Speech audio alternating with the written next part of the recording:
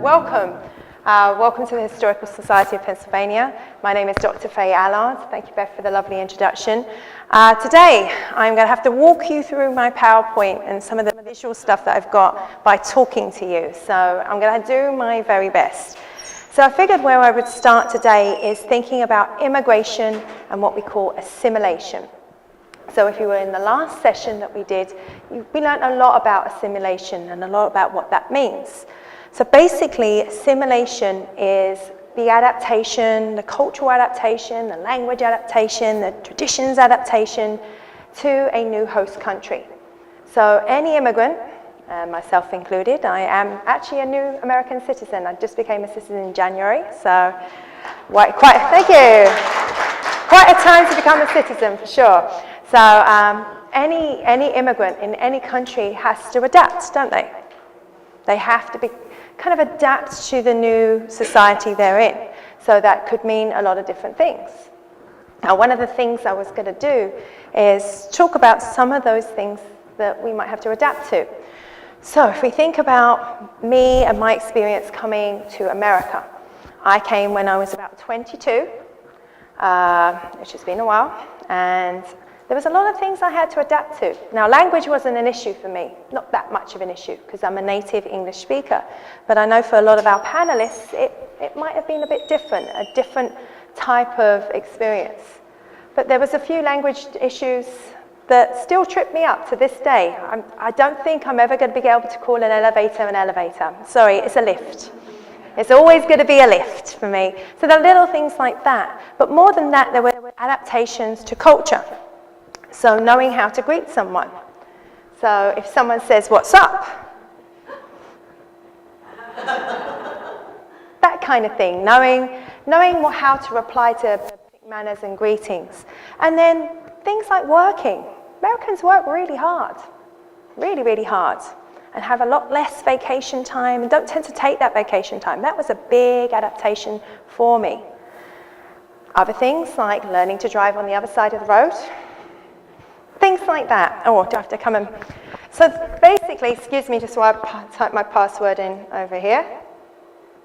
Everyone's got to be thinking good vibes right now to see if we can get this to work. But basically, assimilation happens to all immigrants. So then that is kind of well-trodden path. We did that last session. This session is more about age and thinking about the way that age and assimilation might change the kind of experience an immigrant has. So does coming to America when you're a child result in a different kind of assimilation, a different kind of experience than coming maybe as a young adult like me or perhaps an older adult? Now, what I'm going to try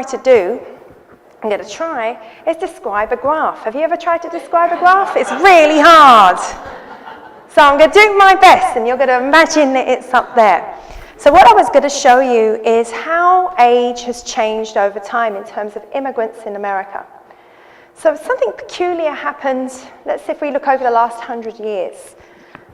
Most immigrants are fairly young, somewhere in the middle, adults from about 18 to about 40, 45. And that's always the largest group of immigrants in America. What we've seen, what's changed over time, was that in the 1960s and the 1970s, actually the number of people who are older than 65 increased quite a lot. So we got a lot of older immigrants in the 60s and 70s, in the 50s as well a little bit. So why might that be? Anyone got any ideas? Why did the number of older immigrants increase then? Can I give it a go? Changes in professional labor needs. Okay, maybe that. Maybe the changes in professional needs. Anything else? People bringing parents. Maybe people bringing parents. Very good. Transportation. You're flying now instead of being in steerage. Excellent. So transportation has changed. So for a little while, we did see a bump in older immigrants. Yes? One more time. Refugees. Yes, laws with refugees might change who comes to America and who does that. But certainly for a little while, there was a little bump, and I wish we could see it, a little bump in older immigrants. But that hasn't continued. And in fact, the number of older immigrants has kind of whittled down quite a lot. We're seeing a little bit more now of younger immigrants, so immigrants who are less than adult age, so less than 18. and we're seeing a little bump in there. So it's kind of interesting over time how that has changed. Again, imagine a lovely grass up there. Now the next thing you're going to imagine, because you're all good at that, is you're going to imagine I'm asking you a question where you would be using your phone and it would be flashing on the screen, and it's so cool, but it's not actually happening now. So we'll do it verbally.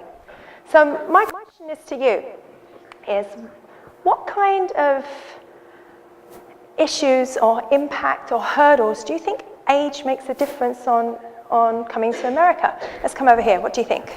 Language acquisition. Absolutely. Language acquisition is a big one. Anything else that might change? Employment, very good. And jobs? Anything else? Friendship. Friends. Excellent. Who we relate to? Yes. Access to healthcare. Brilliant. Access to healthcare and who gets covered? Anything else? Understanding. Very good. Oh, you could my sociology class. Cultural norms and understanding those. So if you imagine these were popping up on the screen right now. So all those answers, great answers came up there. And there's a lot of different ways that age and immigration impact your experience. Now, one of the things that I wanted to jump on and think about was actually language acquisition. So that was a little sector that I really wanted to focus on. So in terms of language acquisition, there is something called a critical learning period. Anyone heard of that? When do you think the critical learning period of language acquisition might be? 2 to 5. Yeah, so absolutely. Some of our youngest ages. So you learn language rapidly when you're a child. Your brain is actually set up to learn language at that age. That's why if you have a small child, getting a second language in at that age makes it far more easy for the child to speak that second language. Now, in terms of how that makes a difference with immigration, obviously the age at which you arrive to America and your native tongue is going to make a big difference, isn't it? So if we look at non-English-speaking immigrants and the age at which they arrive, actually there's some really interesting research about language acquisition and how easy or how difficult that might be. So the newest research says, yep, absolutely. If you arrive older, learning English is hard. So let's see if I can make this work. Are we good at listening and imagining? Because I think we can hear it. So I had this wonderful I Love Lucy clip. And you might be thinking, why is she showing us I Love Lucy? So the setup is this, again, imagination. Lucy and her husband Ricardo, and English is his second language, are practicing reading a book to their child. And he just has to read the book. So let's listen to him reading the book. Remember, English is his second language. Let's think about how difficult English is. So have a listen to this. Here, honey, I'll show you what I mean. Now, you take this book and pretend that our child has come to you and said, Daddy, read me a Goodnight Story. All right. There you are, Daddy. Once upon a time in the woods lived a peasant.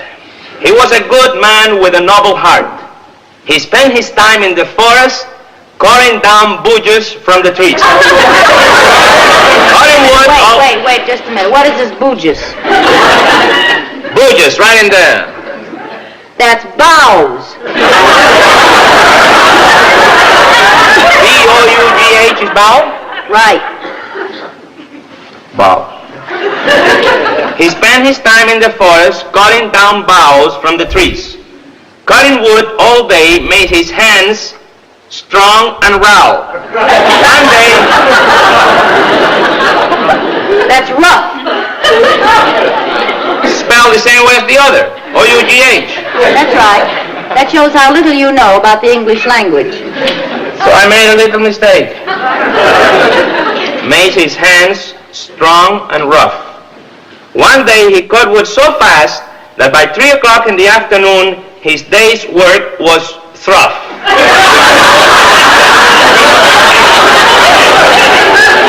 Hold it, Shakespeare. Through? T-H-R-O-U-G-H is pronounced through.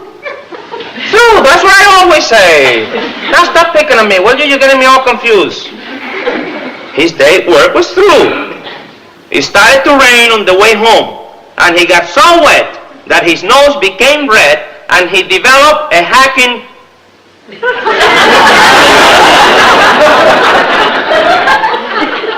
Who?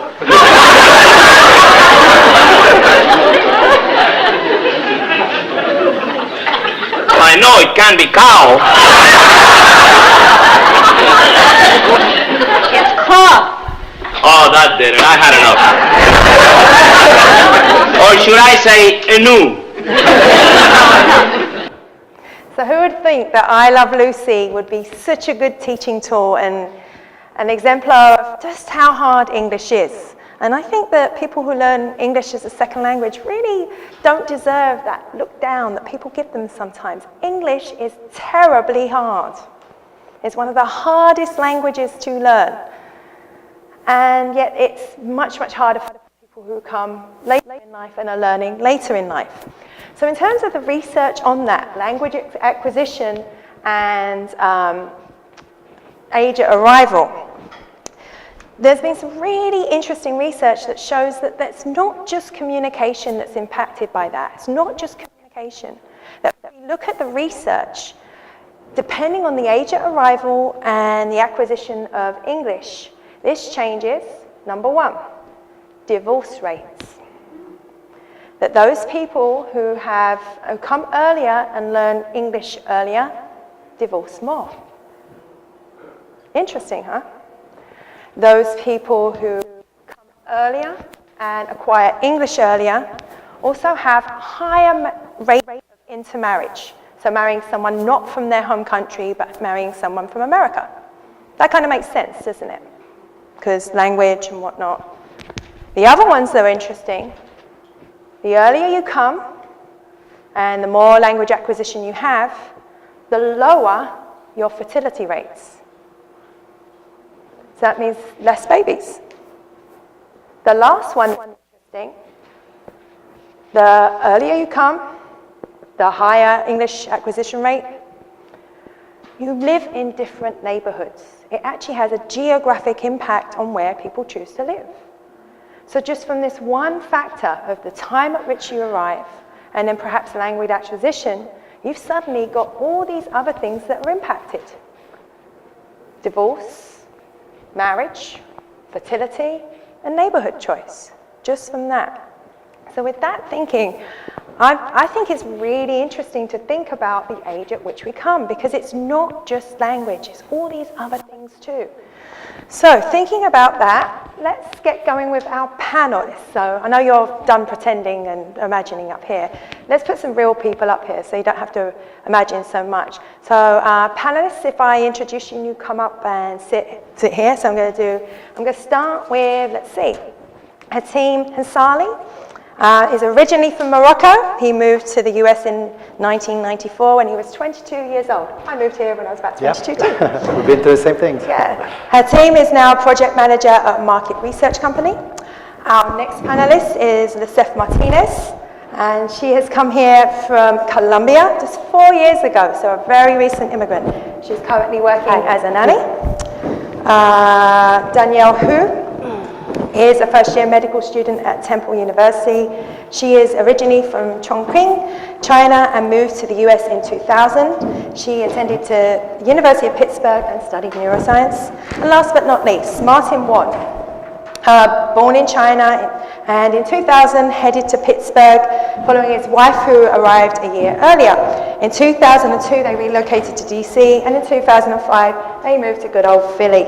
So after a few years, Martin got his green card, his first house, started his business, and importantly had 2 children. So I'd like you to welcome our panelists. Okay, so what we'll do, we'll go along each panelist, and they're just going to tell you their story of coming to America, and that we'll have questions at the end. So we'll do one, then the next, then the next, and then open questions after that. So I think, do you want to start? Sure, why not? Good evening, everyone. Well, as Dr. Fay said, came here in 1994. I came from Paris, France, where I was studying, so I came to do an exchange program to finish a master's degree.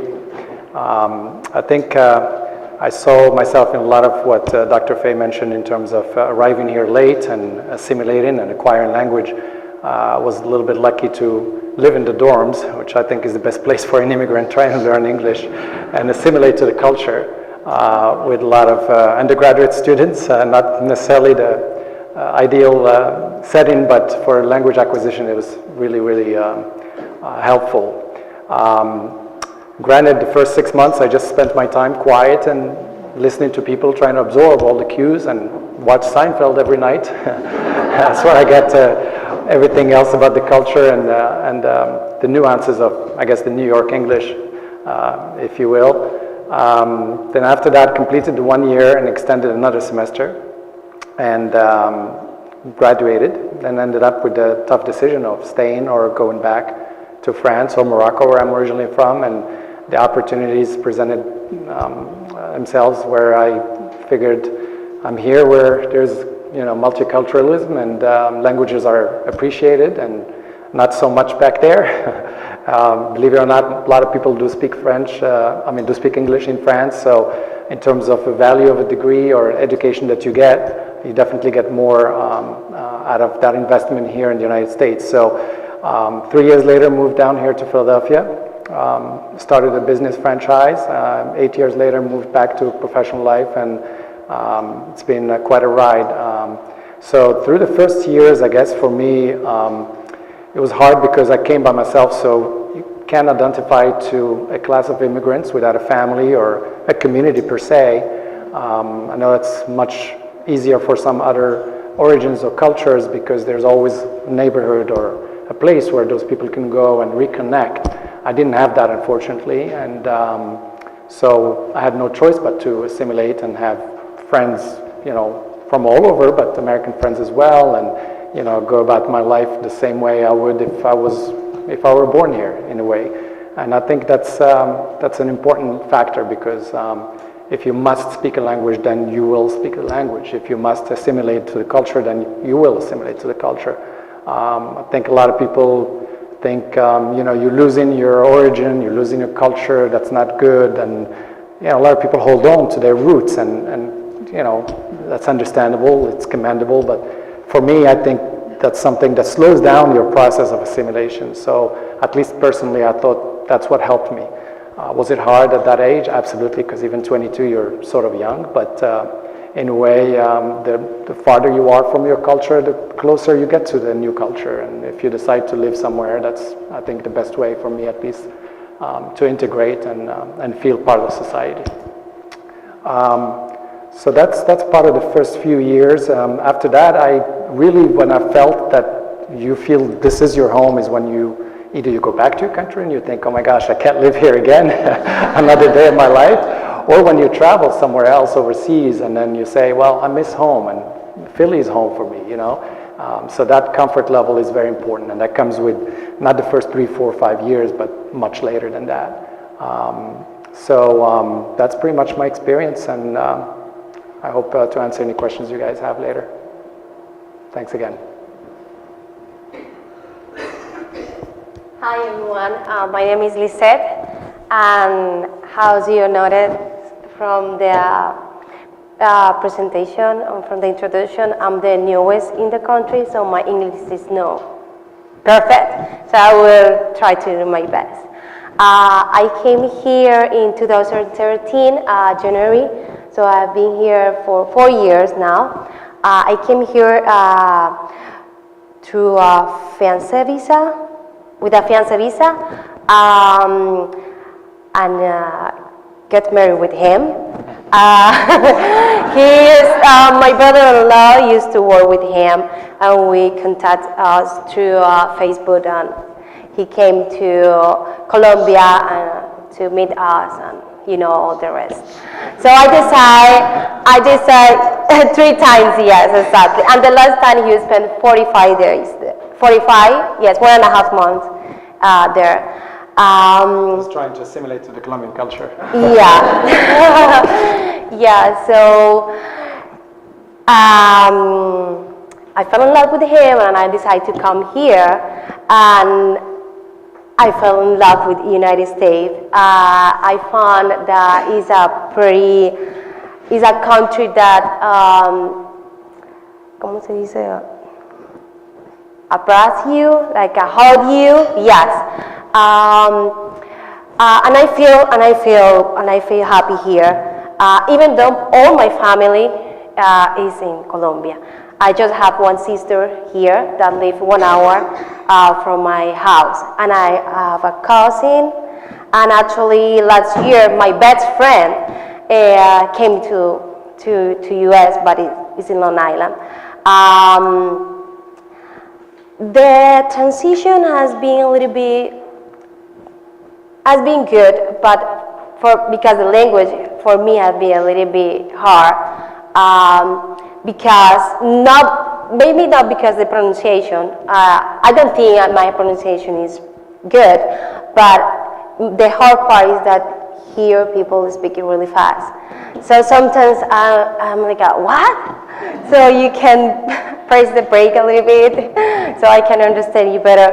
But now I am I'm trying to do 2 things that is applying, I'm in the process of the citizenship.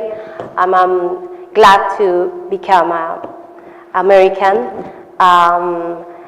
And I'm trying to improve my English so I can finish my major in international business. I did 3.5 years in Colombia, so I hope by 3.5 years, in two years finish my major here. That's it. One of the other issues is that my city in Colombia is Barranquilla, so it's really hot all year around. So when I came here, it was January 31st. The first night that I spent in the country was in Atlantic City, and when I woke up the next day, I opened the curtains and I figured out there was snow all over the place. So I didn't have boots. I was wearing flat shoes without socks, so I was walking on the snow. It was very, very freezing, but I was happy. For me, it was like a big welcome because it was the first time that I saw the snow. I know it was like a show for me. So I'm glad to be here. Thank you for listening. Hi, I'm Danielle. So I think I'm the panelist that came here at the youngest age. I came when I was 7 years old. So I cross my fingers so I don't have problems with divorce or fertility in life. I came because my father, he actually came a year earlier than me and my mom for work reasons. So he's a scientist, a researcher, and he was doing his postdoc here in the United States. So he came in 1999, and then my mom and I came a year later in 2000. So because I was so young, I really didn't know much what was going on, and I just kind of like did whatever the grown-ups told me to do. So my parents arranged everything for me. I just had to show up, go to school. Language acquisition, I started from zero English, but it wasn't too hard because like Doctor said, it's pretty easy for children to pick up the language. So they actually didn't, my mom was kind of worried about me learning English, but it turns out the teachers told her that don't worry about it, she'll learn her own. So they put me in the corner in the beginning to play with toys. And then gradually I was put into the formal program, like the ESL program. And so I learned English that way. But I think most of the English I learned just from listening to other kids talk and then watching like TV shows. I really liked Sesame Street. And I read like books that was really helpful, like starting with picture books and then working my way up.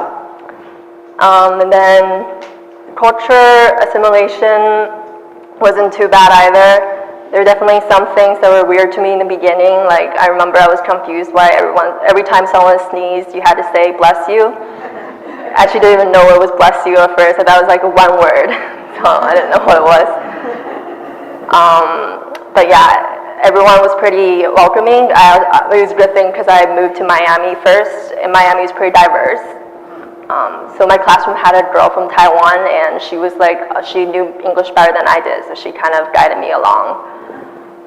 Yeah, so I think it's convenient as a kid in a way because everything's arranged for you. And I actually became a citizen because my parents became a citizen, and I was 17 years old, so I just didn't have to even take the test. Yeah. Lucky. It's hard. Oh, yeah. So my parents studying for it, and I don't remember some of the things they had to know. See, I think it's interesting though, as a kid who came here, because I still try to keep my Chinese roots. We speak Chinese at home, and I still like a lot of the TV shows, like Chinese TV shows and the celebrities and all that kind of thing. But it's interesting because when I go back to China, they kind of see me as American. Because even when I speak Chinese, they're like, oh, you have a little bit of an accent there. Yeah, and like a lot of friends here I have are international students from China, and they always joke that I'm American. So that's pretty much my experience, and if you have any questions, I'd be happy to answer them. Hi, I'm Martin Wan. My Chinese name is Yinjie Wan. But since I use Martin since I was 12 years old, so if I ever change my name, I would use Martin, and anyone can call me Martin. And I was in the United States in 2000. But before that, I worked for a U.S. company, so I had a business trip to U.S. in 1998 to Delaware, because the company's headquarters was in Delaware. And I never thought I was able to immigrate to U.S.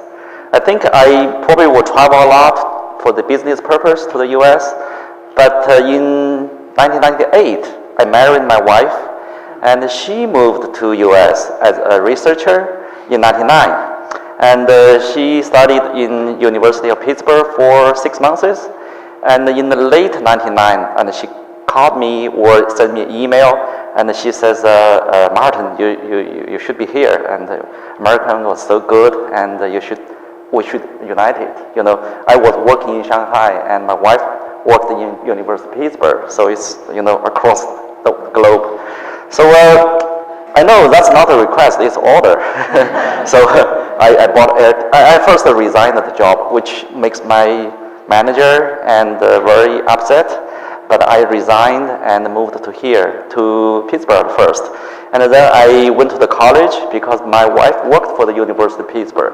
And the benefits was so wonderful at that time. I only pay half the tuition, and the school or the employer pay the balance. So I virtually only pay half. And I was graduated in 2002. And before that, we talked with the doctor for the 9/11, and which happened in 2001. And by the time I was graduated, the economy was so bad. And in our program, we roughly had 50 students, this graduate program. And I think it's 10 were US people and 40 were like foreign students. And it's a graduate, it's a telecommunication program, but it's for graduate. And after roughly 6 months, only a couple of people found the job. And I worked for the restaurant because I want to keep I only choose one course at the time because I want to keep my status legal. So I took one course, but took many restaurant jobs. I've been a waiter, I've been a busboy, but by the time I was already 30 years old, and before that, think about I was a manager before. So I worked for a restaurant during the evening and do the delivery in the day, ride a bicycle, not ride a car, and ride the bicycle and put the Chinese food and deliver. And so I said it was so disappointing because, you study so many years and you could not find a job. And so I set the time, 2002, and by June, I said if I still could not find a job in June, I would go back to China.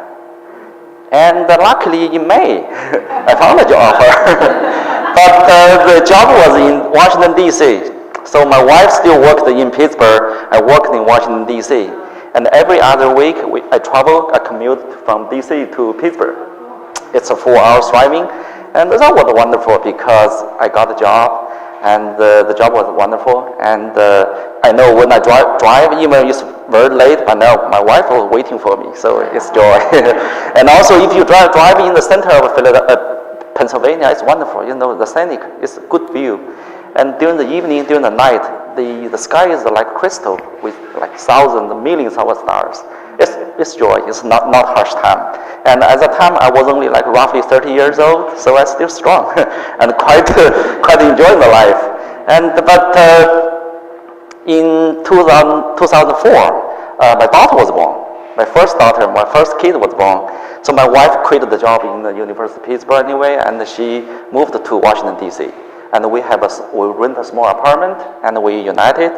And it was a bit late, like hard, because my wife quit the job, so we only have one income, and we also have the kid, and we have to pay the rent because we have a family. We rent a pretty decent apartment, so the rent is high. And luckily, my wife had an offer in the Navy hospital. It's a wonderful hospital, but it's also a research institute, and so she's quite happy. But the hospital requires clearance, so she handed in the application for the clearance. Because the Navy hospital is like U.S. Military type of research, and the president sees doctor in the Navy hospital every time, every president. So, but we wait for almost a year, and we get a letter that says because my wife was Chinese, and they don't do clearance for Chinese. So now we wait for a year for nothing. My wife was pissed, and so she immediately started searching new job again. And luckily, she got another offer from the University of Pennsylvania. So we decide we have to move because my wife is always more important than I am. So we moved from Washington D.C. to Philadelphia, which is a lovely city, and I love Philadelphia very much. I didn't quit my job. I worked from home. My boss was pretty nice to me, so he agreed I work from home. So I telecommuted.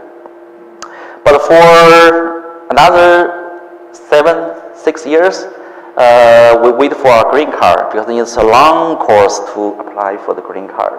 By the time we start application, it's become harder. Before, it only took maybe a year. Some people took 6 months to get a green card, but we wait for almost 7 years to get the green cards. But luckily, we got the green cards. It was bad for me. Once I got the green card, I quit the job immediately and I started a business. Because I have a long-time desire to run a business by myself, because I have the capability, I have the knowledge, I have the customers, I have all the resources. So why not start a business? And also, I feel if I work for myself, I can be more independent, I can make more money. So I start a business, which was sort of successful. It's not like a big corporation, but I give me much freedom to do anything I want. And I don't have to like work up in the morning and go home very on time. So I work at home. So it's been a couple of years I run my business. So far so good. I also devote much of time doing the like community work because I worked for the it's a non-profit school but offering the Chinese education, teaching them the language. I work for them. I also work for a couple of like Chinese community small organizations, mostly for civil rights, for the equal, for the anti-discrimination, those kind of things. So far, I love my life very much. I don't feel much pressure. That's why we had a second kid 2 years ago. Even I was pretty old, not old enough, but so I have the second kid. We have a wonderful life, we have a good business. My wife also runs a business. She is an optometrist. So we purchased a store, and she no longer works for a company, so she works for herself as well. So she runs the small shop. She does the exam, sells the glasses. I think that's it. That's it. The life is very simple, but very enjoyable. We don't have any fear, except we just talk with doctors, the terrorism. We think that terrorism is pretty far from us, but right now it becomes very close to us. We don't know what will happen next time. So, that's it. Thank you very much.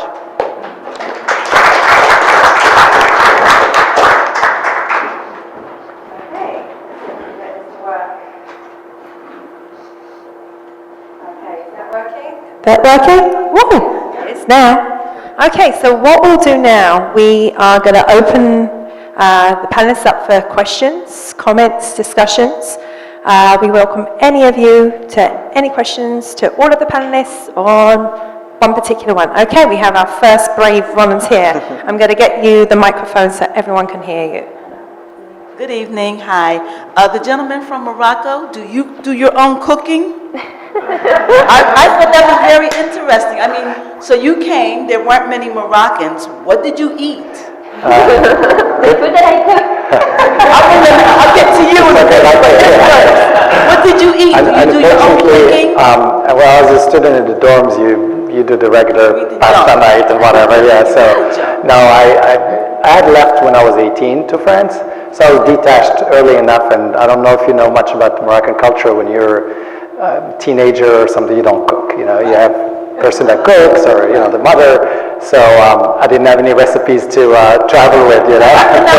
In France, there are many Moroccans. Yeah, again, I was a student and I was really isolated. I lived by myself. I didn't live in the dorms, but granted, I was in a business school. There's not a single Moroccan. So most families are established there since the 70s, 60s, some of them. So I was, again, with no connections whatsoever to any Moroccan community. So the only Moroccan connection I have even here now is the soccer night on Thursday night, for instance. That I'm missing tonight. So the sad part back then is there was no internet, so you couldn't even look up a recipe or see forums or, you know, get that touch back with your culture, which in these days is much easier, you know, thing to have. So yeah, I'm totally Americanized in food and everything else. Yeah. Miss Lizette, what about you? I could. Oh, sorry. You cook? Yes, I could. Moroccan and Colombian. International. I mean, yes, I know how to cook sushi and Thai and all that stuff because I took some classes in Colombia. So. And the other two, you had your family, so Yes. your whole situation was different. Did you have any, you didn't have any problems like finding ingredients and stuff? No, no problem. I know Chinatown pretty much, so I know which ingredient I can find the best from which store. And also, I'm the cook in the family, so I know everything. Okay, we'll come over here. With the exception of Danielle, I also came in my 20s from India as a student. So I'm a previous generation than you guys are. And of course I'm married to you. Can't hear. Oh, can you hear me now? Yes. Okay. And here's my wife. I want to ask, with the exception of Danielle, I want to ask all of you, how many of you have actually American-born friends?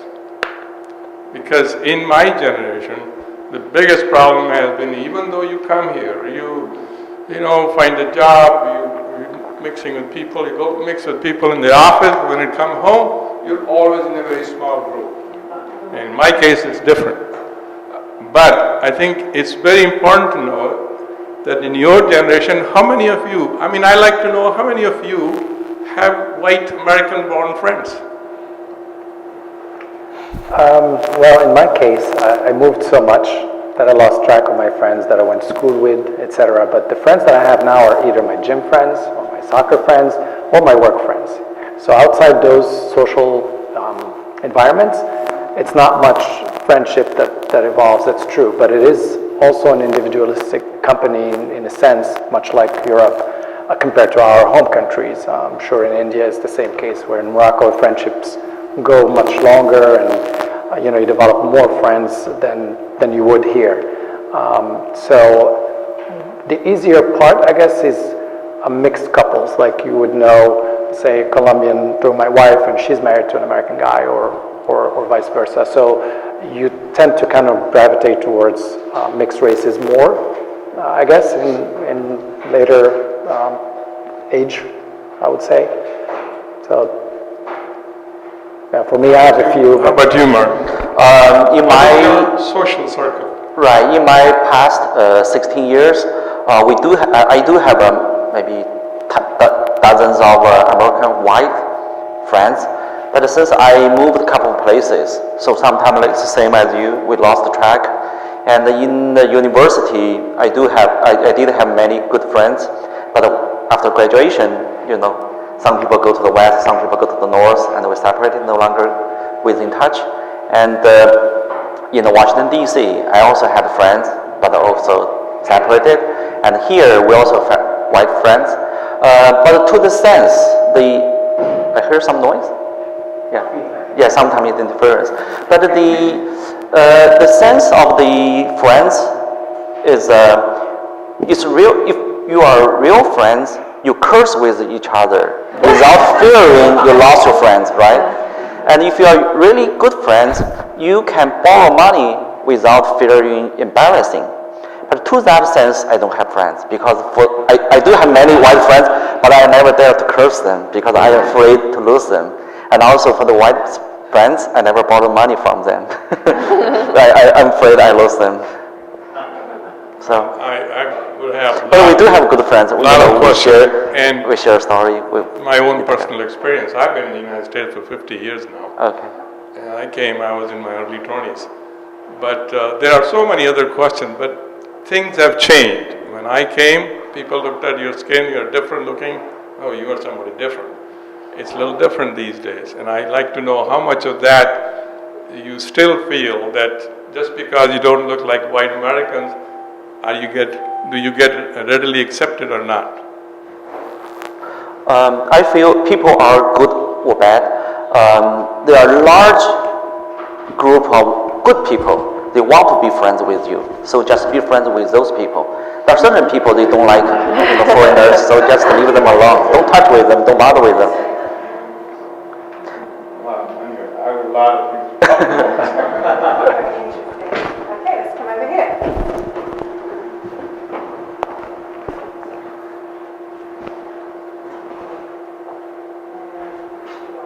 Okay. In the late 1800s, in big cities such as Philadelphia and New York, two of the major immigrant groups, I'm thinking of the Irish and the Italians, assimilated in large part by becoming part of the political process. They actually took over the political process. Is that something that newer immigrants... They took over what process? Took over the political process. The idea of the democratic machine really became powerful. So when you think of Tammany Hall, you think of the Irish in New York. Right. Is that something that newer, as best you can answer this if you can, is that something that immigrants aspire to now, to try to become part of the political machine in the United States? And how do you feel about politics now in the United States in light of current events? Oh, yeah. I mean, I vote and I convince my parents to vote. I think nowadays, yeah, they will vote, but I remember when we first came to the U.S., my parents didn't really care about politics at all. I think it's an interesting question. I know for Asians, they're pretty underrepresented in politics. Personally, I don't want to go into politics, but I think it'd be a good idea, though, for Asian Americans to be more involved. I don't know about other immigrants. I want to say something about the politics. Right now, in the Philadelphia City Council, I know there are a couple of Asian. I'm Asian, so I support those commissioners. But basically, we just donate the money, pledge some money to for his campaigns. Because I only remember one person's name. I think it's Mr. O. He's Korean, but he represents the Asian. And many of the Chinese immigrants living in the city, they run restaurants, but there are certain laws are not favor the restaurants because they have the curfew, they have the soda tax. So those people, those business owners, they want to involve in those policy making. I think this is the essence of the democracy, right? Yeah, for me, I think it's just a lack of community. I think it takes generations of large communities to be really aspire to be represented in a significant way, in large cities particularly. And for me, I don't think that's going to happen anytime soon because most Moroccans are probably in Europe or someplace else, or Canada actually, Quebec, because it's French-speaking province.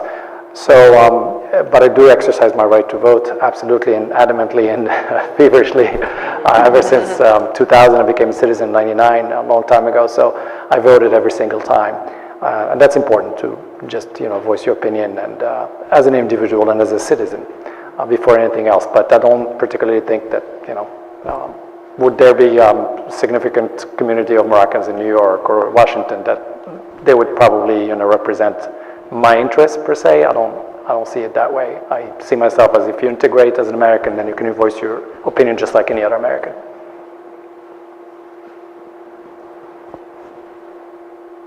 Hi. Okay, great. My question, I'd like to give a little bit of context, but my question really is, how do you each self-identify? Personally, I've been here for a very long time. I've been educated here. I've also been denied citizenship for not proof of residency, but it's ridiculous at this point. And so I wonder, my question really is about your identification as American or as Chinese, Colombian, Moroccan from your homeland and your parents and heritage, particularly whether it's related to the documentation, whether it's related to some form of cultural adaptation or embracing as well. And I think particularly as a Black person in America, there's also kind of a space where it's difficult for me, it was very difficult for me to assume a Black American identity because there's also, historical context that's missing as well. So I'm just really interested to hear your individual perceptions on your own identity, aside from, the passport and the, ability to vote. I'll start first. I'm still a Chinese. I have the Chinese passport. So I think first I still identify myself as Chinese. But since I've been living in the States for so long, and I have already accepted many culture or the point of view of the U.S. So if one day, the Uncle Sam's pointed at me and Martin, I want you to fight to IS, I will do. Even as I'm scared of death, but I will do. I would identify as both, I think. Since I've been in the States since I was a child, been here so long, it's hard to say that I'm not American, especially just because I feel like when I go back to China, there's actually a culture barrier there too. But I think it depends on each person, but for me, since I really like the Chinese language, and I really like a lot of the Chinese culture, I think just something that my parents kept at home because we always spoke the language and we ate Chinese food, watched Chinese TV, listened to Chinese music, all that kind of thing throughout my life. I still hold on to that Chinese part of myself, and my whole family is still in China except for my parents. So, yeah, I would say both. For me, well, I identify myself like Colombian. I'm not American right now. I'm still in the process. But I think in one point I will identify for both. I don't think that people with my accent and all that stuff, everyone is going to ask me, where are you from? And I will say, well, I'm from Colombia. And I'm proud to be a Colombian. I like the food, I like the music, I like the culture, I like everything there. So for now, I'm Colombian. Still. I'm still, yeah. Yeah, it's an interesting question because I think it's a struggle that everyone endures, especially if you come on your own or later in life. You're no longer 100%, your original culture, and you're not 100% here just because you look a certain way or you sound a certain way. So the very first question that pops up when you speak to someone is, where are you from? I feel like saying, where are your parents from? Or where are your grandparents from? We're all from somewhere, but it's still a valid question, and it's I do feel that people are welcoming. I mean, I lived in France, and you talk about profiling. I mean, and we're talking back in the early 90s, so they would just stop you and ask you for identification. So you'd have to carry your driver license, I mean, your student license and ID or residence card with you just to prove that you are there legally. So, which is here something unheard of until maybe very recently. So, but to answer your question, I always say I'm Moroccan American because I'm proud to be Moroccan. There's no denying that, but I'm also reminding the person in front of me, hey, I'm American too. I've been here 23 years, maybe longer than you have. So, so that's important. But it's a biculturalism that's always going to be with you, and you just have to accept it. But unfortunately, sometimes when you go back, you feel you don't belong 100%. When you're here, you don't belong 100%. So it's a struggle. But it's something I experienced growing up in Morocco with Moroccans that had lived across, the Mediterranean in Europe, and every time they would come back, much like what our panelists said, they would even make fun of them because of the accent when they speak Moroccan or vice versa. So, and over there they're made fun of because they're Moroccan French or Moroccan Spanish or whatever. So that's something that you have to accept to live with and learn to live with, and always remember your roots and I guess impose your identity. Otherwise, people are not going to give it to you. You just have to make that clear that you're proud of both. Hello, good evening, everyone. I have two questions. One for you, Dr. Glass. In terms of research, how many people who are coming here, probably in their mid-30s or 40s, are coming as professionals or people with degrees, as opposed to people who are non-degrees? Because if you would listen to Trump, you would think that every immigrant who came here was uneducated, did not have school or anything else. So in terms of research, pushing on the gentleman's idea or question about friendship, and you asked how many of their friends were white, and I would challenge you, I'm not an immigrant, born here, but how many of your white friends socialize in your culture? Because I can be an African American here, and I have quite a few white friends. But in most instances, I socialize in their world. I feel comfortable in their world. They never even think that I might be the only black kid in a white room. They don't even think about it. But when they come I have to convince them to come to my world. And I have always found that, and I'm a lot older now, but I've always found that has been the case.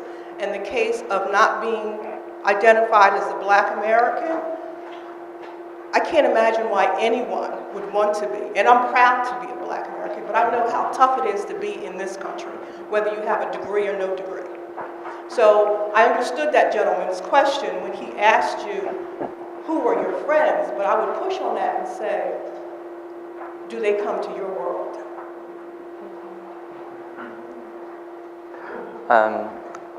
Okay, sorry, I started first as well. The first 5 or 10 years, I personally still trying very hard to melting into we call it mainstream. So that's why we almost try every possibility to join their events, join their circle, join their culture. I never even think we're waste of time to let them to get into my circle, because I want to learn. I didn't have the time or luxury to devote. But after 15 years, 16 years, I think we're sort of established.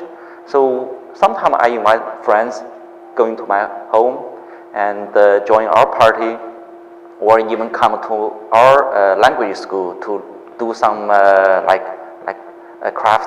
craftsmanship, doing some work, or doing some party.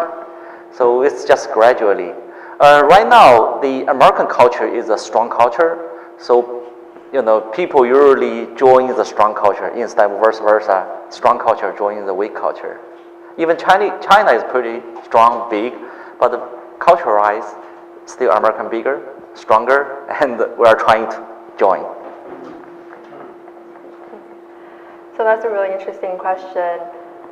For me, a lot of my friends are most of them are Asian American, But I think it's funny because I think because I'm younger generation, so in college I had a few white friends who were trying to learn Chinese, or they were really interested in learning Chinese, and they would, probably be more willing to like join our circle or try to even, just be friends with us, I guess. So I don't know if that answers your question. Yeah. Well, I feel that all the people that I have met here are very interested in Colombia and in my culture, and every time they ask me for the food, or when I invite them to come to my house, they are some looks very excited and ask me, oh, what are you going to cook? Something Colombian, please, and we want to try. They ask me for the music. Sometimes they ask me to dance or do, I don't feel that they don't accept me. I think that they want to enjoy or show my culture, and they want to learn about Colombia. Most of them want to come to my country, so they are very interested to come. Oh, okay, when you go, just let me know. I can go with you guys. I would like to go. So I feel that people accept me and accept Colombia, and I feel good. Yeah, for me again, because the situation I came into the dorm, so I was in a student environment, it's very different to judge from there. But later on, I felt I had to make that first step and join the group, so to speak, versus them coming because I didn't have a community around. But very few and far people in between that would inquire or ask about Morocco or the culture. Most people didn't even know Morocco in the early 90s. Honestly, so so that's a little bit of an obscure point where people, you can't expect them to be curious or interested or in embracing your culture if they don't even know the country, much about the country. So as much as you can try to be a good ambassador and show what Morocco is about, but it's very few people that would come to your circle that way. But certainly when there's an occasion or a circle of friends or social event, we would invite them with open arms, and usually there's not much resistance. So at least that's a good thing, because in some other places you probably have the resistance and exclusion. So yeah. Okay, there was a quick, sorry, go on. Yeah, it's just that the only thing that I've been feel that they are a little bit, ¿cómo se dice? Como, like, Lo puedes decir en español si quieres. Sí, como, ¿cómo te digo? Ya se me fue la palabra en español. Como a little bit afraid, yeah, because the issues of the, guerrilla and the ¿cómo se dice narcotráfico? Narcotraffic. So everyone is still asking me, hey, it's dangerous to go there. It's safe. If I go, it's safe to say that I'm like a American or I'm from this part. So it's pretty safe. So it sucks sometimes that people know your country because of that issues. But yes, it's pretty safe. You can go enjoy everything. Anybody is not going to bother you, and that is the only part that made me like a little bit sad, or that Colombia is no, because stereotypes. Yeah. Okay, so the question about immigration and what immigrants look like in terms of wealth and that kind of thing, and education. So for about the last 20 years, we've had something called bimodal immigration, which means we've had a large number of very well-qualified, educated, fairly wealthy immigrants, and also a large number of less educated, less wealthy immigrants. So we've had bimodal immigration for about 20 years or so. So it means a mix of both. And not many people in the middle, which is interesting. Not many people were kind of your average Joe, as it were. Now, obviously we have a new administration, a new government, And there's a lot of new policy suggestions which will really have an effect on who is allowed into the country. We already know that there are inequalities in the system because Martin told us that it took you, what, 7 years to get your green card? Yes. It took me 4 months. For me. So there's clearly some sort of hierarchy, however you explain that, whether it is prejudice, whether it's racism, whether there's quotas, but there's clearly inequalities in the system as it stands and has been for a while. I'm assuming our green cards came through at the same time. Yeah, I have an interesting anecdote on that. My ex-boss is German, and she had her citizenship a couple of years ago. So she was happy. She showed me her passport, and I couldn't help but notice something very interesting. I've had a passport since 2000, and my passport says from Morocco or born in Morocco, something like that, in actually bold letters. And this was, mind you, this was before September 11th, so there was no prejudice against Muslims or Arabs or anything like that. And hers didn't say that.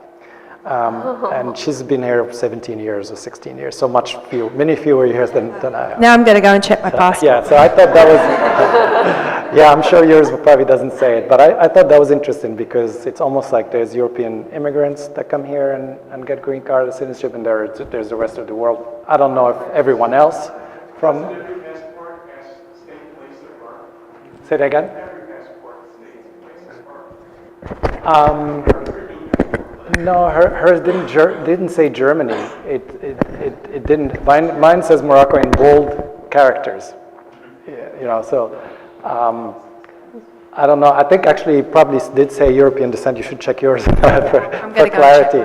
But I thought that was an interesting thing to to notice.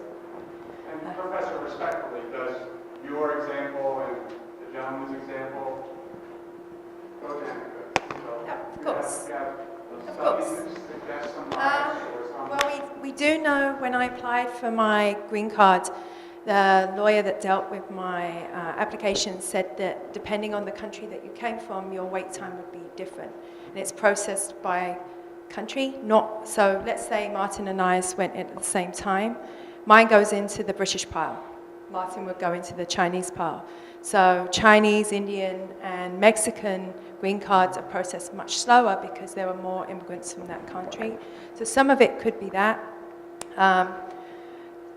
Who knows what other things could be. Just to finish off the question about what might happen, there's some new policy about H-1B. So a H-1B is a skilled worker visa.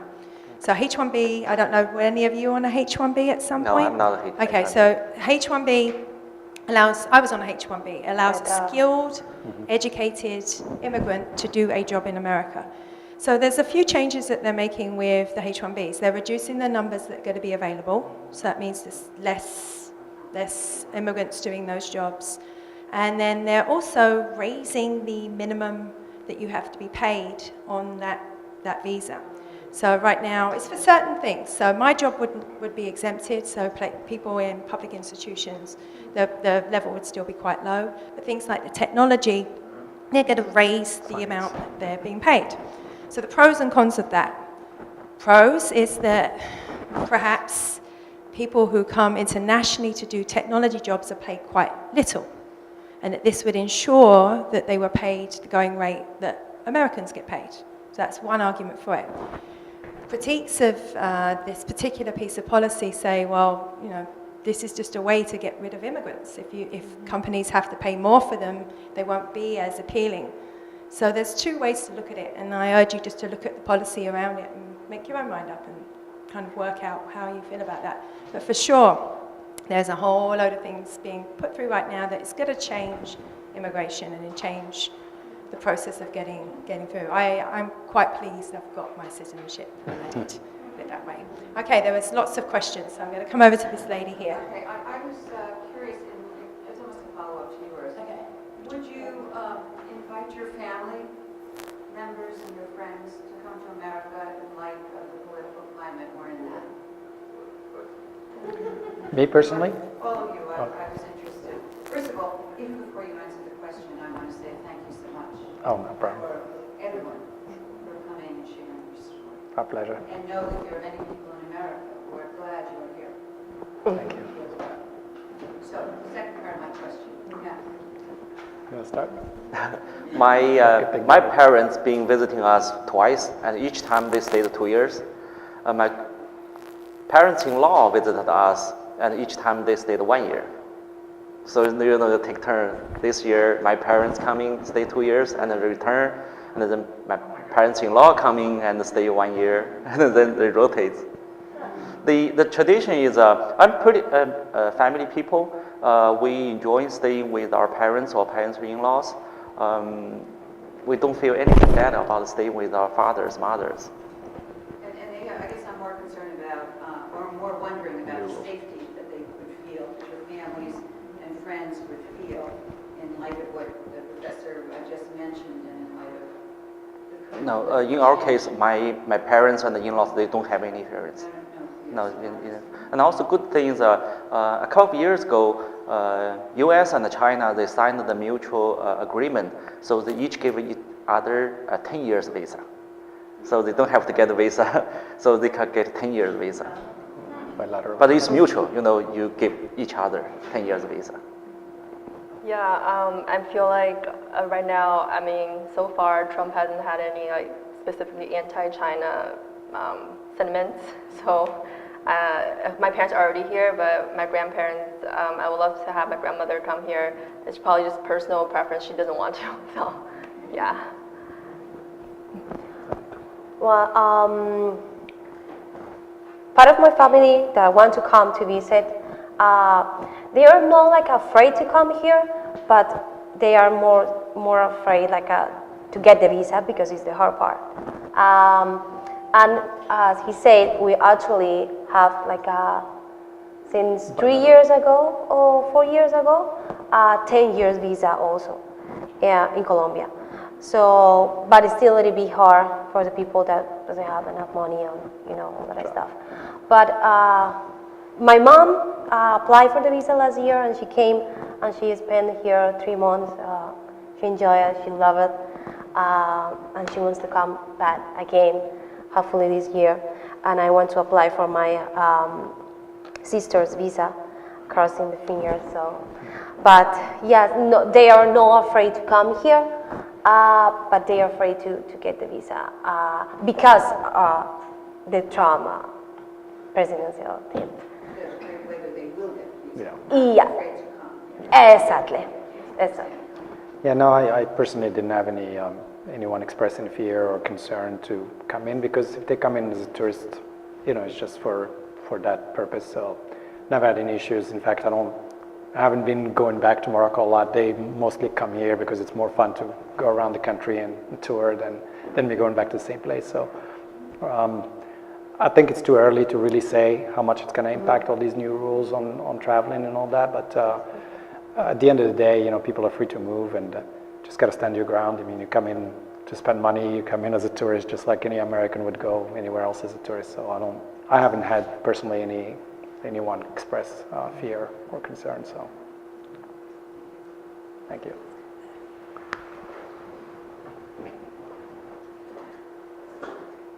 Thanks. This question is maybe answered by more people than just on the panel. So I'm curious as to if someone comes to the United States as an adult and they don't speak English or don't speak English well, what facilities are available to them? Schools, tutors? I mean, how does one go about learning English? If you come here and you're already an adult and you're out of the school system. How? There's classes everywhere for ESL, so libraries, high schools, churches, just immigration centers. They're all over the place. So, and they're free. Yeah. They're free. And as a teacher, I try to help with whatever issues they're having. And I would say one issue that should be changed is the fact that in Pennsylvania, you can't get a driver's license unless you have legal papers, yet they have driver's licenses in their countries. So an international driver's license would be wonderful, because if they're stopped, then their cars are confiscated, and the domino is bad rolling down the hill. Is it something pertaining to? I came with enough English, but one place that I found it was fantastic was the free library. I would not when I saw the amount of books they have, and the children's section was the best for me. I mean, I learned a lot of things that they don't teach you when you learn English, like collectives, and I went through all of them. What was that?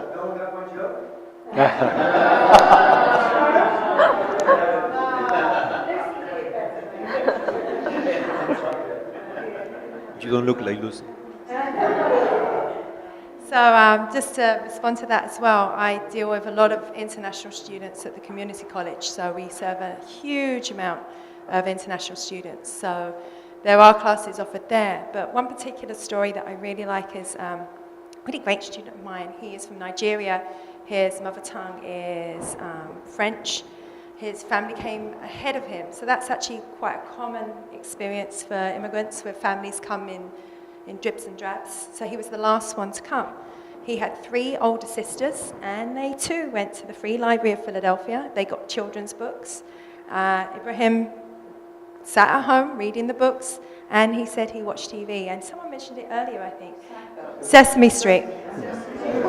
Sesame Street. So his experience was that. And of course, every immigrant is going to be different in terms of how they absorb it. But he is actually one of my best students, and it's amazing. And I think about how hard it must be to write a college essay in a language that is not your own. And I think we undersell so many immigrants, especially because my second language is Spanish is very bad. And that I think that we really don't give enough credence and kudos to those people who go through that process. It's incredibly difficult. We got to come to the back here. I had a hand up. Did you? Yeah, I also wanted to answer that question. I grew up in the Korean American community in Philly. A lot of adults who come here. Okay. Yeah, I grew up in the Korean American community in Philly, and a lot of older Korean adults I met did not actually ever learn English because they're working, they're stay-at-home moms, they're grandmothers, they just don't have time or have the ability to learn it. So a lot of their children, second generation kids like me, growing up translated for them. We've got time for maybe one more question. So who's? No, this okay, lady there you on. go. Let's come over here. So no pressure. You've got the last question of the night. No pressure. I just want to thank all of you for coming here and sharing your stories. I was born in Japan. My mother's Japanese, and I came here when I was 10 years old. And I know how hard it is for someone from another country to come here and, try to function. She worked in hotels, she worked in restaurants, and she finally was able to buy a Chinese restaurant. Not a Japanese restaurant, Chinese restaurant. But she's passed away now, but she loved America. And to me, being American is not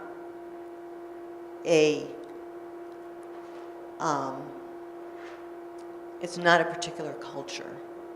It's citizenship. It's not your identity. I still, growing up eating Japanese food, I still love Japanese food. I love, all kinds of food. And as you can see, sometimes I still dream in Japanese. And, your culture is part of you. It's part of you, and it's never going to go away. But your citizenship is something different, and that's how I feel, that you can be 2 things, or 3 things, or 4 things.